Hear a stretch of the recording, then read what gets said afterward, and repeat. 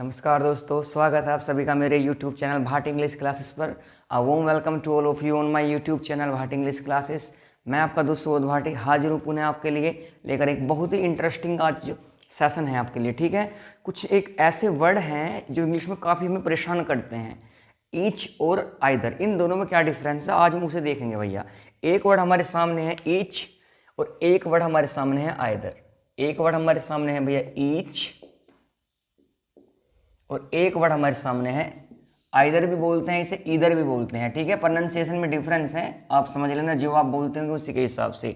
एक word each होता है, एक वर्ड आइदर होता है। इन दोनों में क्या डिफरेंस है? और कोई भी एग्जाम ऐसा नहीं है भाई जहाँ यहाँ से क्वेश्चन ना बनते हो। डेफिनेटली क्वेश्चन बनेगा, क्योंकि कन्फ्यूजिंग है। कन्फ्यूजिंग पेयर जो भी होंगे वहाँ से क्वेश्चन 100 के 100% आएगा। एमटीएस का एग्जाम ऑन गोइंग है, डेफिनेटली यहाँ से क्वेश्चन मिलेगा। आने वाले किसी भी एग्जाम में यहाँ से क्वेश्चन मिलेगा। कभी कभी क्या होता है, इनके साथ डायरेक्ट बात क्या होती है, नाउन आ जाती है। कभी कभी क्या इनके बाद ऑफ आ जाता है, फिर नाउन आती है। कभी कभी इनके साथ नाउन प्लूरल आती है, कभी कभी इनके साथ नाउन सिंगुलर आती है। और इन दोनों में क्या डिफरेंस है एग्जैक्टली वो देखेंगे। कभी कभी दो के लिए यूज होता है, कभी कभी दो प्लस के लिए यूज हो जाता है। तो कैसे क्या डिफरेंस है वो हम समझते हैं भैया। देखिए, अगर मैं इनवर्ड की बात करता हूँ, ईच या आइदर की, ये डिस्ट्रीब्यूट करते हैं भैया। ये कभी चीज़ों को बांट देते हैं।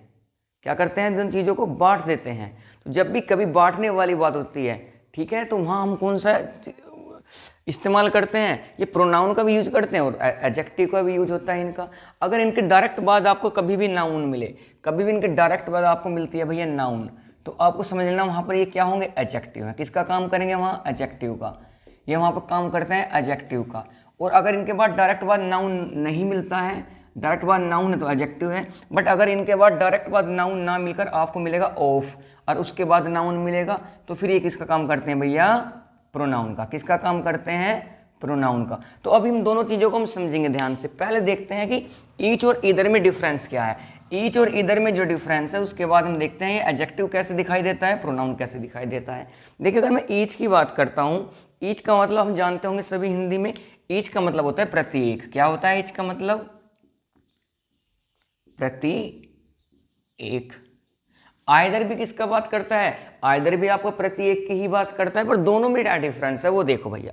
देखो, ईच का जो हम यूज करते हैं भैया, ईच का हम जब भी यूज करते हैं वो करते हैं हम दो के लिए। कितने के लिए यूज करते हैं, दो के लिए। जब हम किसी दो चीजों में से एक की बात करते हैं वहाँ किसका यूज करते हैं, ईच का। और दूसरी कंडीशन क्या है, दो प्लस के लिए भी यूज करते हैं। या तो दो के लिए यूज होगा या दो प्लस के लिए यूज होगा। बट अगर ईदर की हम बात करते हैं, ईदर का यूज मात्र हम कर सकते हैं सिर्फ दो के लिए।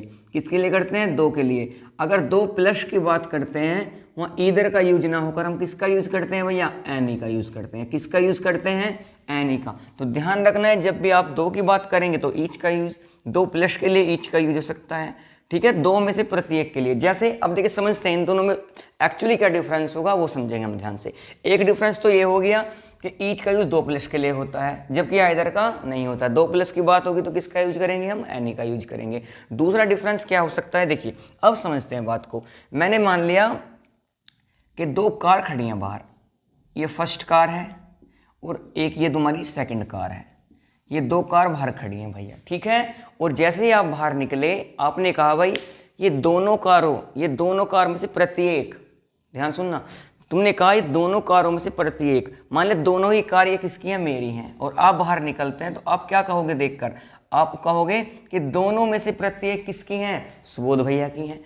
अगर आप ऐसे बोलते हो दोनों में से प्रत्येक सुबोध भैया की है, तो उस केस में किसका यूज करेंगे आप, ईच का यूज करेंगे। जब दोनों ही चीज आपकी हों और उन दो में से आप किसी के बारे में, एक के बारे में बात कर रहे हैं, तो वहाँ किसका यूज करते हैं भैया, हम ईच का यूज करते हैं। तो आप कैसे सेंटेंस बोलोगे उस कंडीशन में, आप कहोगे each car belongs to Subodh Bhati. ठीक है, मेरे पास नहीं है, फिर भी आप बोल सकते हैं। अरे इमेज तो हम कर ही सकते हैं, सोच तो सकते हैं ही। Each car belongs to Subodh Bhati. एक बात और तुम्हें ध्यान रखनी है, देखो कई तरह से एग्जाम में क्वेश्चन बनते हैं। ईच के बाद आपको डायरेक्ट अगर नाउन आएगा तो वो तुम्हें कभी भी वो प्लूरल दे सकता है, ईच कार्स कह सकता है। तो ध्यान रखना, अगर ईच के बाद डायरेक्ट कभी भी आपको नाउन मिलेगा वो हमेशा ऑलवेज कैसा होगा, सिंगुलर होगा। ऑलवेज कैसा होगा भैया आपका, सिंगुलर होगा। कैसा होगा भैया, ऑलवेज सिंगुलर होगा। बात समझ में आई। इसके अगर डायरेक्ट बाद आपको कभी भी नाउन देखने के लिए मिलता है वो हमेशा कैसा होता है, सिंगुलर होता है। और उसके बाद आने वाली हेल्पिंग वर्ब भी कैसी होती है भैया, उसके बाद आने वाली हेल्पिंग वर्ब भी आपकी कैसी होती है, सिंगुलर कैटेगरी की होती है। समझ में आई बात। ये तो हुआ ईच का केस।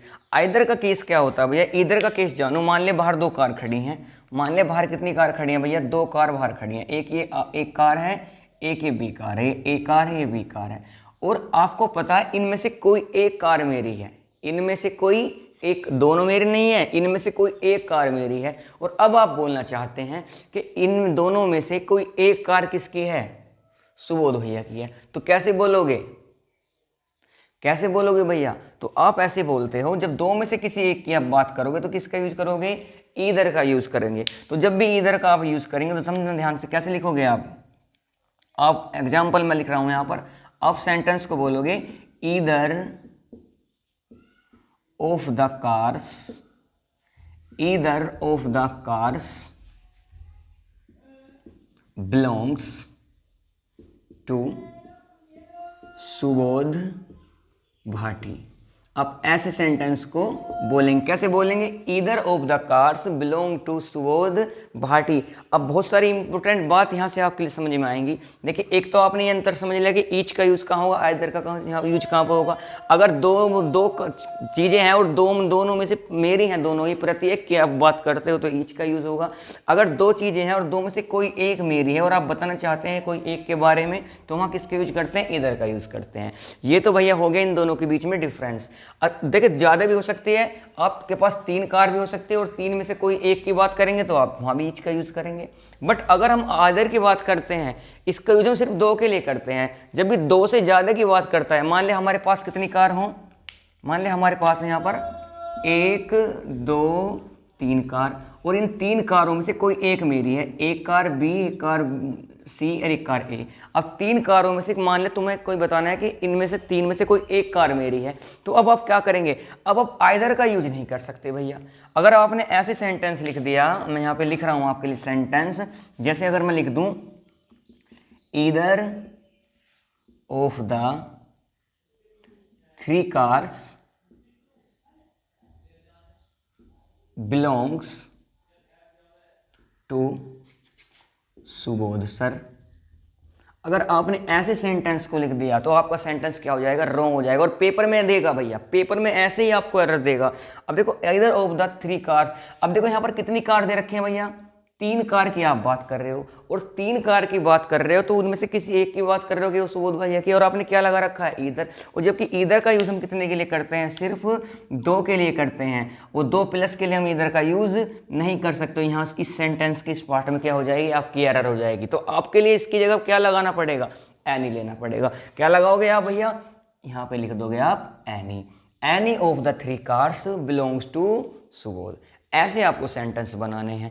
तो ये तो हो गया भैया ईच और ईदर के बीच में डिफरेंस। आप स्क्रीनशॉट ले सकते हैं। फिर एक चीज़ आपको कहाँ से यहाँ से क्या निचोड़ आएगा निकल के, वो आपको मैं समझाता हूँ। 2 चीज़ें आपको याद रखनी है जहाँ से पेपर में क्वेश्चन बनता ही बनता है। चलिए मैं इसे मिटाता हूँ, फिर आपको बताता हूँ क्या चीज़ आपको याद रखनी है। यहाँ से 2 इंपॉर्टेंट रूल आपके सामने आएंगे, वो आपको देखने हैं ध्यान से, ठीक है। तो बहुत ही इंपॉर्टेंट भैया, पेपर के अगर आप देखते हैं, मैं कोई ऐसा एग्जाम नहीं है जहाँ यहाँ से क्वेश्चन नहीं बनता। किसी ना किसी शिफ्ट में आपको जरूर क्वेश्चन मिलेगा भाई। 1 नंबर आपका आज मैं पक्का करा देता हूँ। एरर में, एरर वाले सेंटेंस में आएगा। एक तो ध्यान रखना है ईच के बारे में, एक ध्यान रखना है ईदर के बारे में, ठीक है। ऐसे ही तुम्हें याद करना है। ईच का जो यूज करते हैं कितने के लिए करते हैं, 2 के लिए, 2 प्लस के लिए, मतलब होता है इसका प्रत्येक। ईदर का जो यूज़ करते हैं वो किसके लिए करते हैं, 2 के लिए करते हैं। अगर 2 प्लस की बात हो तो किसका यूज करते हैं, एनी का। 2 में से कोई एक के लिए इसका यूज करते हैं, हिंदी में बोले तो। दूसरे इनके बारे में आपको बात याद रखनी है। पहला रूल नंबर फर्स्ट तो ये तुम्हें याद रखना है, गोले में ऐसे बंद कर देना है। दूसरी बात आपको याद रखनी है, अगर आपको कहीं ईच और आइदर मिलते हैं, ये भैया इंपॉर्टेंट है।